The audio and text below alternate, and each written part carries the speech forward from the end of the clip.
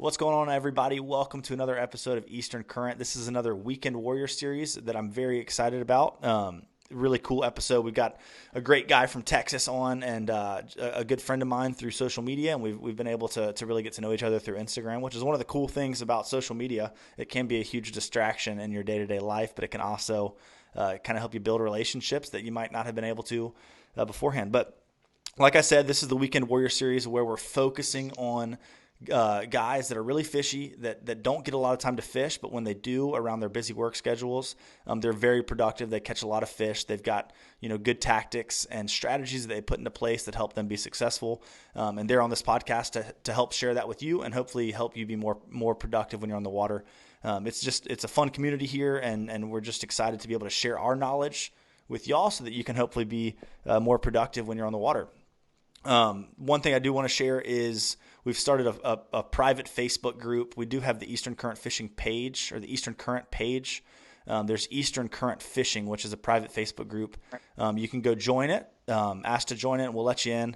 And it's just going to be a really cool community where the people that enjoy listening to this podcast and watching these videos can come to communicate with each other, to ask questions, to share tips, to kind of download information with each other, and hopefully make some friends and some fishing buddies that y'all can go out on the water and fish together. But yeah, we're just excited about that community. Go check it out, Eastern Current Fishing, and we'll talk about the sponsors real quick here.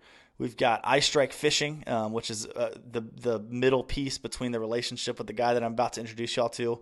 But they've got awesome tackle, real heavy focus on jig heads and some other great products coming out. And Eastern Angling, that's my guide business. AFCO, great clothing company for both streetwear and clothes when you're out on the boat. So check them all out. And you guys, I'm gonna introduce you here to David. Here you go. What's up, man? How you doing? What's up, Jeff? How are you? Doing good. I try to keep the hype up in that in the intro, and I'm like, this is not me. I listen to all these other podcast intros, and everybody's like so amped going into it, and I'm like, all right, I got to just be laid back and chill. But man, so stoked for you coming on the podcast. Thank you for doing that, and I've been blowing him up, you guys, about like times to meet. I was like, could you talk in the morning? Could you talk? When can you talk? And he's been super flexible, and happy to have him on here. So why don't you tell everybody kind of your backstory and how you got into fishing and where you live, because you definitely don't live in North Carolina. No, I don't live in North Carolina. I'm from Texas, on the Houston area. I predominantly fish the Upper Coast, which is a region from Matagorda to Sabine. Galveston Bay is like right in the middle of it. Let's see. Some of my first memories of fishing was when I was, I don't know, younger kid, 7, 8 years old. Yeah. We had an apartment. We lived in an apartment. There was a lake back in behind the little subdivision, and my dad would get off work sometimes, and him and his crew would go out there and hang out, drink some beers, and I'd tag along, and they would just do some handline fishing, ball up a little piece of bread or some corn nibble and sling it out off of a beer can or beer bottle. And those are my first memories and experiences of fishing. And That's super cool. going back to that. So, yeah, going back to, even what we do, I think it's what it's all about, is that little sensation of, a tug on the other end of the line. So it's kind of never let me go. It's funny. It's like, why is it so entertaining? Like, what is the total draw to this, And I guess it's just the fact that you're interacting with the fish in a way. I don't know. When I really think about it, I'm like, God, fishing is so dumb. Like, why am I so addicted to fishing and like spend so much money and time in this podcast and a business? It's like, it's just a fish, and you're feeding the fish, but you're tricking him and putting a hook in there and pulling him out of the water. It's like, what's so addicting about that? But yeah, that's super cool. I love hearing people's stories about what got them, into fishing for the first time. And it's usually, like you said, your dad or like an older relative or an influence on, as someone as a kid. And you don't hear of many people getting into fishing, after their kids. Like if you get through that, like I heard a study on it. If you get through 18, there's like really the tiny chance, but even past like 11 years old, there's a very slim chance that you'll ever come back and get into fishing. So I think it's so important, to get the kids in our lives into fishing, and it's cool when parents do that. So when was your first experience getting out on the salt water and looking for redfish and trout and flounder down there in Texas? Okay, so that's kind of interesting. So, like I was mentioning about that growing up, I didn't really have much of an influence fishing through my teen years and early teen years. My dad wasn't really a sportsman, and um, so by this time I had already moved back down to Texas, and once again it was another influence through family. My uncle was a big fisherman, and he took me down to a pier off of Galveston Seawall, and we'd throw dead shrimp for catfish or croaker, and I remember hooking into one of my first redfish, and it was kind of like something just triggered me, and Oh I was yeah. like, okay, this I get it now. This is what it's all about. So yeah, I think early high school years, I'd still run down to the beach, hang out there, and take my rods and grab a couple pounds of shrimp, and that's kind of how it all progressed. Was uh, started off surf fishing, learning how to read the beach, and struck out many trips, and just kept going back. And I think never let that sensation or feeling of wanting to get back out there. And then I kind of started taking it real serious back in 2008, and it's been kind of progressing ever since. Yeah. Um, so, like I said, originally just started fishing the surf, uh, chunking mullet for big bull reds, and then I kind of started dabbling with artificial, and ever since then it was a game changer Yeah. for me. Once I started fishing plastic, and you know, um, I've talked to a couple guys in the past, and I never understood how like a piece of pink plastic could catch a fish. It never made sense to me. And then it did look nothing natural, and then I just tried it and it worked. And then it just kind of like snowballed after that. Yeah, it is crazy. The progression of like you think of people that were the first people fishing, in Texas or North Carolina, wherever, catching fish on bait, and then realizing like why did they start fishing artificials? Like that transition from catching them on bait to artificials, was it like, oh, we couldn't catch any bait and so we had to start making our own lures, or was it like this is getting too easy, let's try to, was it a creative thing or was it like a necessity thing? I had that conversation with a buddy on the boat. It's one of those like very deep, really meaningless conversations, but it's it's a fun one to talk about. So yeah, artificials, man, that's kind of where our relationship begins. So we can talk a little bit about that Sure. through Ice Strike. And so we that's how we met. Is David is a member of the Ice Strike fishing community, the team as well. Like the couple of us that Dave and Ralph have somehow decided we're worthy enough. But it's just such a cool family and community of people, and it's cool to see how they've handpicked a couple of us together, and we all get along real well. But what's your relationship with Dave and Ralph? Let's talk about that for a second. And Ice Strike fishing.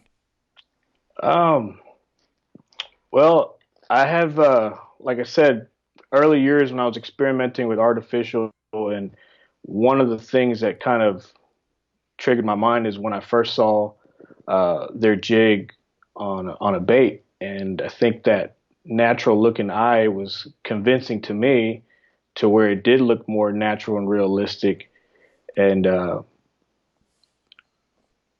that's when I just started to fish it. And I've been fishing that jig since before it was Ice Strike. They used to be called the Ralph Phillips inshore jig, and just kind of started experimenting with those baits and different profiles using that jig, and just became very effective and successful, and just playing with that presentation of bait.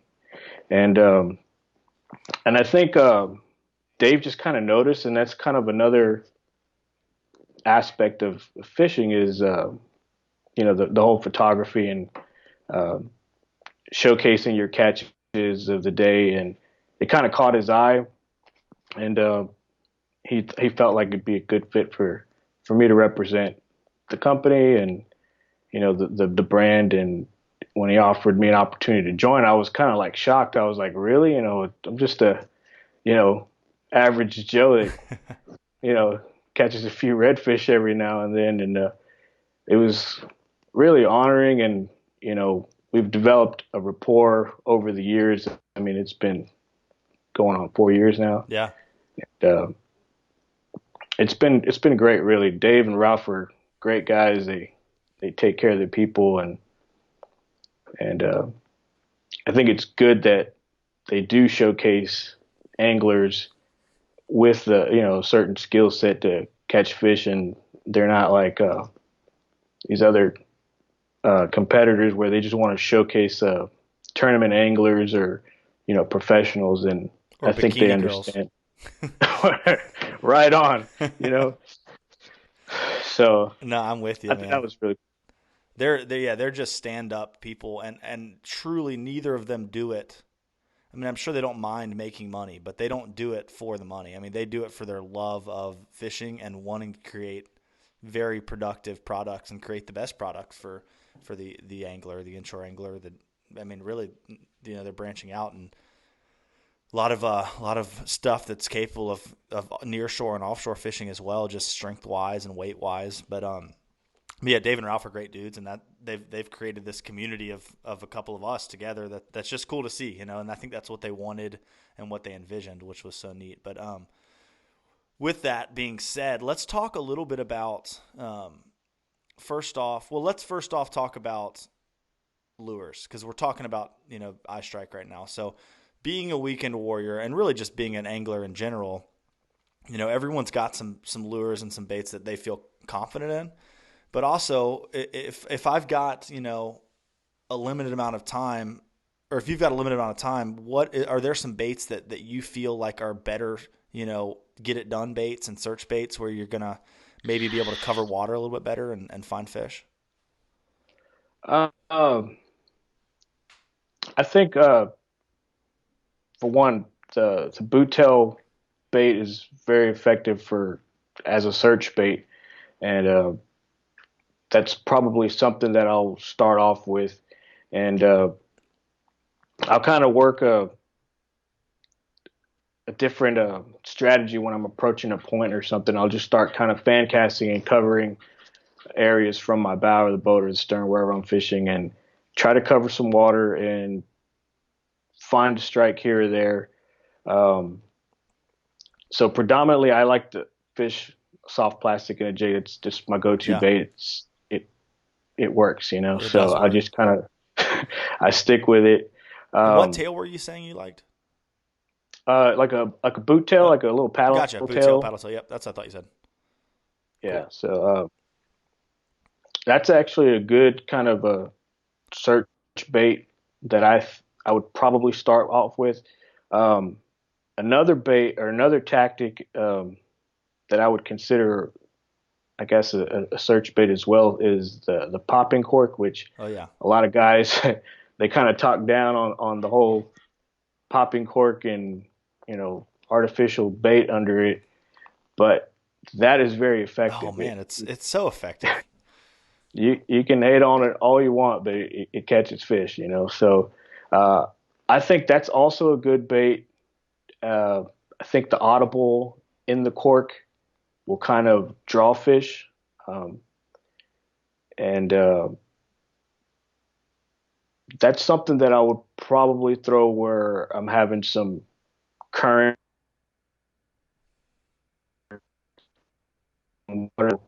kind of in Sorry, say that one more time. in a transition. And We just glitched out a little bit. So you were saying that's something that you would normally throw the popping cork. When would you throw it?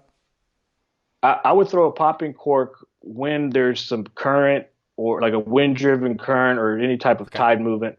along a shoreline or structure, and I'll use the movement of the wind and current to my advantage to essentially do the work. I Yeah. just kind of throw it along a shoreline and let it catch a drift. And if I get a strike there, then I might come back to it with the jig because I know there was a fish there. It's probably going to be another few more there too. So Yeah, definitely. um, Do you ever see where the fish will come up and smack the cork instead of the jig? oh, that's awesome. Yeah. That's it. That is just the first time that happened. It scared the crap out of me because I wasn't really anticipating. I was expecting it to go under, Right. and you see a big old red just come and smash it, and they're just so you know aggressive. They come back and strike it a couple more times, and that's why I was like, okay, you know what? Let me throw a top water at it and see if Exactly. I can get him to hit that. So, Exactly. Yeah, but yeah. that's a good telltale sign that you might want to try a top water plug. But yeah, Yeah. so any other baits that you really like? You're saying paddle tail, top water, or popping cork. Sounds like you throw top water a good bit. Top water occasionally. Let's see. There might be a variation of the jig that I might kind of modify with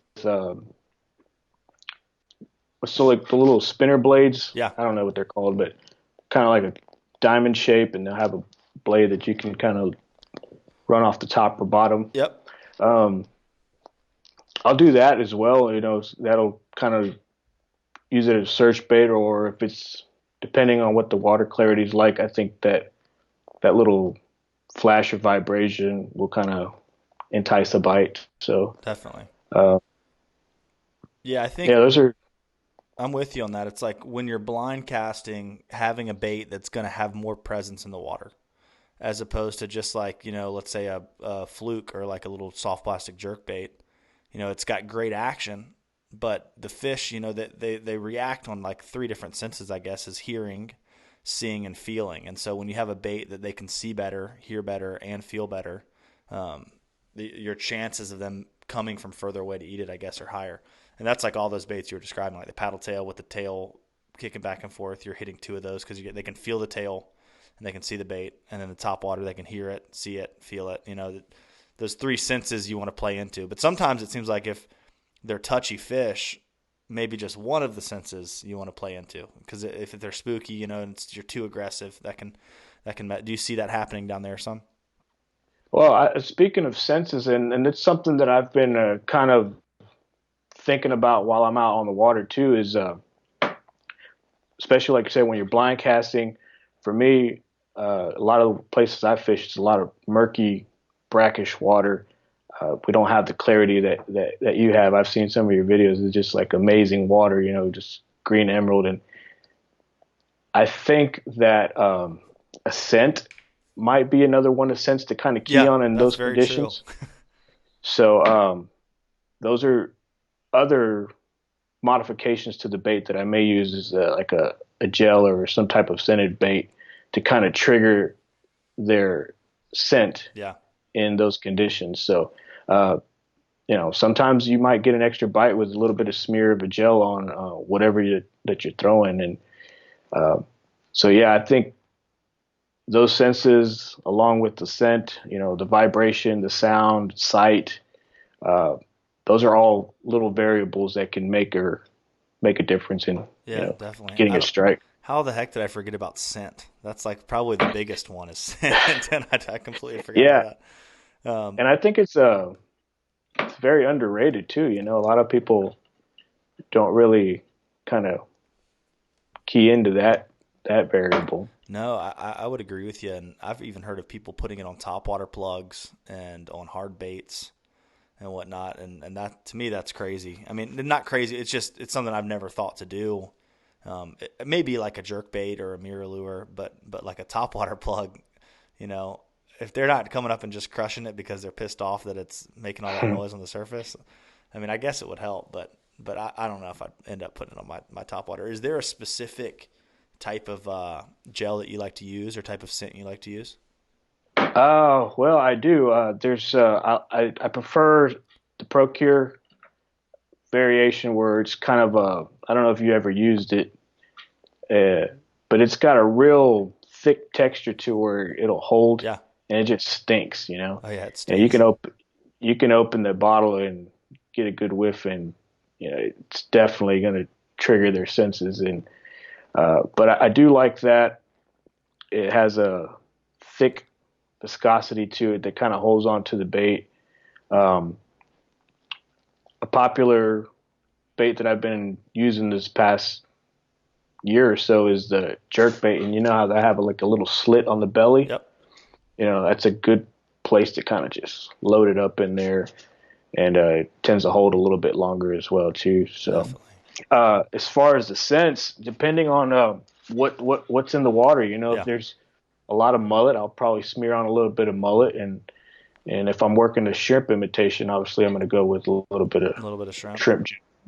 Yeah, So it's I use scent a good bit, and whenever I'm not using it, I'm so frustrated with myself when, a fish refuses a bait or something like that, and I'm like, why am I not just always putting it on a soft plastic? I've even put it on flies and stuff. Like this time of year, we get big schools of fish, and sometimes I can't tell my client that because fly clients can be like so, or fly fishermen can be so so like puristy and puristy is probably not even a word, but such purists where they're like don't want to use any scent. So I'm like, let me see that fly real quick, and I'll like lean down in my hatch and like put some Procure in there and like clean it up a little bit, and they're like, oh, I just had to trim it a little bit and throw it back in the water.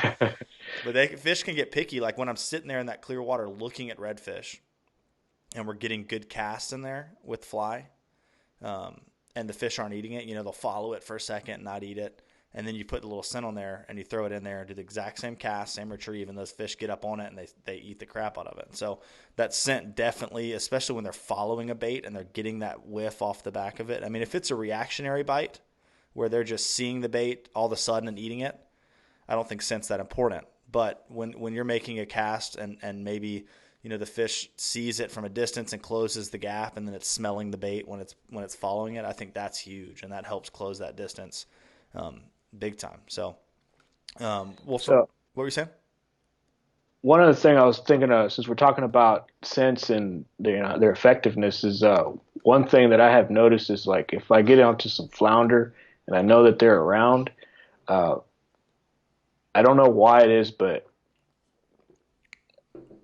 that those gels are more effective, I feel like, on a flounder bite than anything else. And rumor is, I don't know if fish can taste, but apparently that someone had said that they kind of tend to hold the bait in their mouth a little bit longer to where you can get a solid hook set on a flounder. Right. So now, like I said, if they can taste or not, I don't know. But if it does if that scent or flavor kind of tends to hold them, that little lure in their mouth just a split second Yeah. longer for you to react, then it's worth the shot. But It definitely is. so speaking of what I like to use, if I'm on flounder, I'm gonna go to like a Menhaden scent, and that's really like a go-to for flounder fish. Yeah. And in Texas down there, is it are you Glad are we you talked about. oh sorry, we Yeah. lagged out a little bit again. What were you saying there? No, I was listening to what you were gonna ask. Oh, gotcha. In Texas, are you catching trout, flounder, redfish all in the same areas? Or are you having to, move from area to area when you want to target those different species? Uh, tend tend to find them in specific areas. I mean, you'll get a school of trout here in your redfish hole, and you might snag a flounder when you're working a jig on the bottom for a redfish, but they tend to kind of be in certain locations, and I might not necessarily out trying to get all three, but if I fishing for redfish and then I snag a trout, and then I'm like, all right, well, let's just move around and go try to get the slam, Yeah. then find them around certain areas. What's the tougher fish for you to create the slam there in your fishery? The tougher fish Does it depend on the for day? me, well, it could be time could be a variable. Like if you are going to target all three, it's probably best to try to get your trout in the morning. You can get your reds throughout the day, and then you know find find a rocky structure or pylons and likely find some flounder in there too. But for me, and that's just because it's my weakness is trout. It's especially in the areas that I like to fish where it's brackish. There's not a lot of high salinity, and a good rain can just wash out the trout. So uh, to complete the slam, I would say that the trout would be most. Yeah. I hear ya. If you were In gonna certain areas. go target those three, this is kind of a tough question, but if you're gonna go target those three and you could choose one lure, what would it be? Oh, Like one, I and would if it's a jig, like the jig heads and the soft plastic. So one lure. one lure. You got It'd it be there this with one you? right here. Ooh, I like I it. don't know. It's a redfish eye, This right? is this is a redfish ice, a 3/16 in a chartreuse color, and the bait is a 4-inch cow jerk from DOA, and the color is Texas croaker, which is a variation of purple, gold, and a little chartreuse tail. Man, I don't. Uh, I've never thrown that color, but that is a good looking color.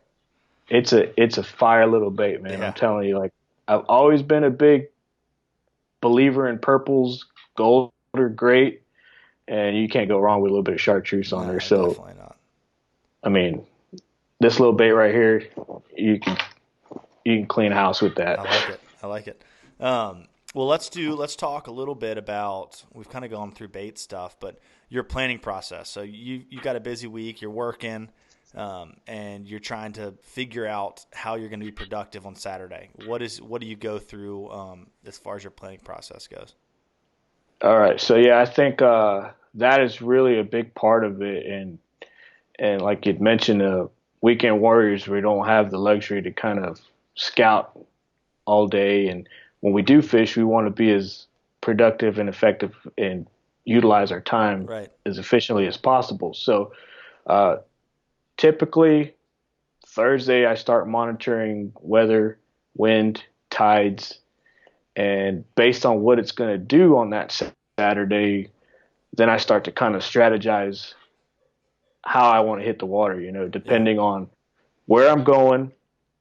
Um, and one thing that's important to, I would say, like in preparation to planning your weekend, is kind of monitor what the weather's been doing in not just your area, but for me, like I fish brackish, just like any cities or counties north of where I'm at, where I could be anticipating a lot of runoff Yeah. that can affect color, salinity, and those types things. So, um, yeah, Thursday, when I'm at lunch, eating a sandwich or whatever, I'll log on to Weather Channel, tides for fishing, and start kind of game planning. Yeah. And then by Friday, by the time I get off work Friday and go load the boat, I already know what I'm planning to do. And now it's just a matter of making my lure selection or color selection. I can kind of gauge what the watercolor is going to look like based on those previous wind conditions, rain, or other variables in weather. Awesome. Are there? I know there's so many options out there now, but are there any specific apps or programs that you like to use that help you maybe make it a little bit easier when you're planning and looking at weather and conditions? Oh, well, as you know, man, those things are never on point. So No. I I kind of use 3 or 4 different sources Yeah. and then just kind of use an average from those. And Weather Channel is obviously a good source. NOAA is also another good source. Tide for Fishing is a good website. The mobile version called Naughty Tides is really good because you get everything in your hand. They got a nice little summary of how they can break down you know, even down to the barometric pressure. So um, those are my 3 sources, and then it depends on who I'm fishing with. If I'm going with my wife or a friend, we'll kind of like play off of each other and say, hey, well, what does this source tell you? And okay, well, I'm getting 13 Northwest at this app, and basically just kind of evaluate different sources and then just go off of an average. That's really what I do, you know? Yeah, I think that's huge. I can't tell you how many times it happens more with buddies, not clients, but I've looked at my app and thought that it was going to be nice, or vice versa, it's going to be nasty. And then I text, say I'm fishing with two buddies, and each of us are seeing something different. So that taking that average is something that I need to start doing more often. And guiding, you kind of have to go when you can go. You're kind of when I'm looking at the weather. One, I'm trying to like get a game plan based off of what the weather's going to do. But two, I'm just looking at it to make sure it's not any worse than X. Because if it's worse than this, we're not going. If it's better than this, we're going. So that's kind of like my first look, and then from there, I start looking at the conditions and making my day. But yeah, averaging those three is important. And y'all have got a lot of it's shallow, but y'all have got a lot of open water. So that probably has a big play if it's going to be really windy and whatnot of where you're going to be able to fish. Yeah, those they're shallow bays with some structure, and it's not like there's a lot of depth and contour changes, but just that subtle terrain can kind of really turn the water up, and calm bay can turn into a washing machine just with a 5 mile per hour difference. So, yeah, that's crazy. And you already know, so whenever you are monitoring weather, you just whatever the weatherman says, add like 5 miles per hour to that at least. Or when it's blowing, he says it's going to blow 35. And so you call it, and then you wake up in the morning, and it's freaking 2-mile-an-hour winds and sunny, and you're like, oh my gosh, I canceled my trip. Yeah. Or I'm not, I didn't load the boat up. That's how it always goes. But sometimes those I'll give it to them. Sometimes they days, get it right. But most of the well, time, those not. days when they call 35 and it's like beautiful outside, he's probably fishing a tournament that day, and he's just gonna take advantage of the water to himself. That's smart. Yeah, I might have to do a little side hustle of being a weatherman just to get the water to myself. So. Or start all these different weather apps and just put BS on them so that people don't know when to go. I'm just kidding. Okay, hey, one thing. Speaking of weather apps, yeah. So I had mentioned Tide for Fishing and Naughty Tide, and I'm pretty sure it's on Naughty Tide app. They have two different weather wind calculations, which is land wind, and on the water wind. Oh wow! And that's something that you can, because there's a big difference, especially when you're inland or on the coast. It's going to be blowing different. Definitely. So those apps got a lot of data on there, and that's one thing that you can kind of look into is the on the water speed or miles per hour, and then land. So okay, and repeat that app one more time, where you can see the two. It's called Naughty. It's called Naughty Tide. Naughty Tides. Okay, I thought that's the one. It's the mobile version of Tides for Fishing. Okay, so sweet. So you can check out Tides for Fishing online on your computer on a search engine. Naughty Tides is the app. Sweet. Well, cool. Well, we're getting close to time, but I have one more kind of question that I want to bring up, and it's I'm trying to figure out how to phrase it the best, but throughout the year, how does the time of year determine what you're going to be targeting and what you're going to be doing? Also, how can you make sure you can be the most versatile while you're out there on the water? And one of the things that I brought up on a past podcast was as an angler, you might really be dead set on just wanting to target redfish, but having a wide variety of fish to target and ways to do so is going to give you a lot more opportunity, based off of the conditions you got. This isn't even a question. I'm just kind of flowing out with all kinds of craziness. But how are you, or how do you try to be, going out onto your day on the water, flexible to try to do multiple different things? Answer that one first. To be flexible and doing multiple different things, I would say, if you need to, if you're going red fishing and that's not working, how can you? What are some tips for how to be prepared and flexible to do other stuff? I think someone with limited time on the water is that you just got to play what they give you, whatever the conditions may be. I don't really have that luxury to kind of really say, okay, well, I'm just gonna wear out the trout today. And one example of what I mean about playing what the weather gives you is like here lately, it's been really cold, you know, low 30s at night. So that water temp is going to be really cold. Yeah. As much as I love to fish for redfish, I know that trout are moving in these colder waters and deeper channels. So, you know, if I want to go catch for redfish, I might have a better chance of catching trout that day. So I'm gonna plan to probably fish a river or something with the deeper water where I think those fish may be holding. You Yeah. know, so I would say, and of course you have to have some time on the water to kind of know what these fish are doing, or even just like reading blogs or tuning into podcasts like that. You know, you'll pick up a couple of tips here and there, Right. and obviously the colder water fish are going to move deeper. So, like for example, this week, that's probably what I'm probably going to go target is some trout in the rivers and channels. So, Yeah. So in Texas, I guess as it gets colder, instead of those trout being spread out on flats, they're more congregated. So like larger masses of them in deeper sections. oh yeah, Gotcha. definitely. That's sweet.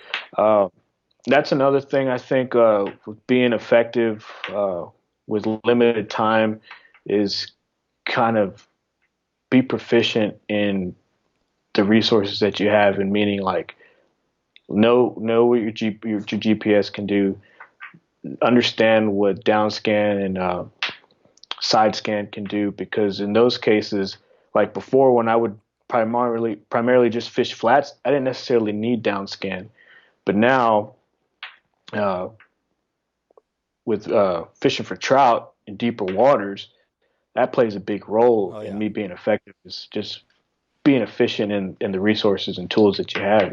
Yeah. On the Uh, flats, it's just like $1,000 water temperature gauge. Is that's really what it that's is. all it is. Just show me how to get to the boat run. That's all I need to Exactly. know. You know. Exactly. Well, yeah, that's cool. I think it's good to give yourself a lot of options and learn. Don't put all your time into let's say like a beginning weekend warrior into one fish. Try to learn at the same time a couple different types of fish that you can catch in your area. That way, depending upon the conditions, um, you know, you can go target them in different ways. Like for me, a lot of times I'm focusing on shallow water site fishing. And early on in my fishing career, if the fish weren't shallow, I didn't really catch them because I didn't understand or have any places to go catch them if they weren't up on the flats where I normally see them. And so I was shooting myself in the foot, not learning, how to fish these other areas where these fish hang out. So that's what I'm trying to get at with this, I guess, is just do more than one thing. Be versatile and utilize all your options. I think is important. Yeah, that is true. Just like I said, just play the conditions, play at whatever it may be. Yeah, Uh, and just kind of experiment in different things. One thing I would say to really be effective in where you fish is get really familiar with the terrain, uh, the structure. When the bite's slow, utilize your time efficiently. Like when the tide went slack, it's probably a good time just to go plot and scan. Just start idling around, putting around that little cove or bay, look at your screen and get an understanding of what's going on. And for your next trip, you're that at least that one step ahead. And it's like, okay, well, if I knew there was a contour or depth change here, and it's cold, I might try there in the morning. Or yeah, if it's been kind of warm and that contour depth change turned into a nice flat, fish would probably be cruising there. You know, so I think that's important too. Is just being efficient, time management from your preparation to the time on the water, even when the bite's slow, is just kind of maximize your yeah, time because we have very little. yeah. Being productive with every spare moment you get for your fishing adventure, if you will. Yeah. Yeah, that's awesome, man. Those are some really good words. It's crazy. We're already at 40 minutes. We've been talking for 40 minutes. Really? Isn't that crazy? Wow. It goes by so Yeah. fast. Is there anything else that you think, as we're closing out here, that you'd want to share with someone? Maybe someone who might be frustrated with not being very productive. They're trying hard and not catching fish on the weekends. Is there one last tip maybe that you'd want to share with them? If not, no worries. But Yeah. Oh man, that's tough. it's a tough one. Or just a word of encouragement. Wow. I would say, I don't know. You got me, Judd. I got you. I think we kind of covered a lot of my did. strategies, and that's kind of like what I've been learning from is just trying different things. Like you said, if they're not on the flats, well, what can you lose? You've already lost half a day of fishing. Yeah, it'd be great to catch something to close a day, but you might as well just use that other time to scout and learn the terrain. And Yeah, I agree. It's and my big thing too is like if it's not working, don't keep doing it. Try something different. Try a different tide. Try a different area. Try a different lure. Don't beat a dead horse. It's right. it's if you do the same thing over and over again with bad results, it's gonna be more and more frustrating. If you try different things, at least that optimism stays there. So keep grinding. There's a big learning curve at first, but then the learning curve gets way tighter. The more time you spend in it, and it gets easier and easier. Oh yeah, there's been plenty of weekends where you go weeks without a bite, and as long as you're kind of learning something every time you go, you're just kind of going to enhance your experience on the next time. And Oh yeah, it's kind of build from there, for sure. week by week, For sure. fish for fish. Fish for fish. Yeah, it's some pieces to the puzzle are bigger than others, and as they start to come together, it gets easier and easier. But well, man, thank you so much for coming on. We'll definitely have to do another one. It'd be fun to do get everybody from Ice Strike on one.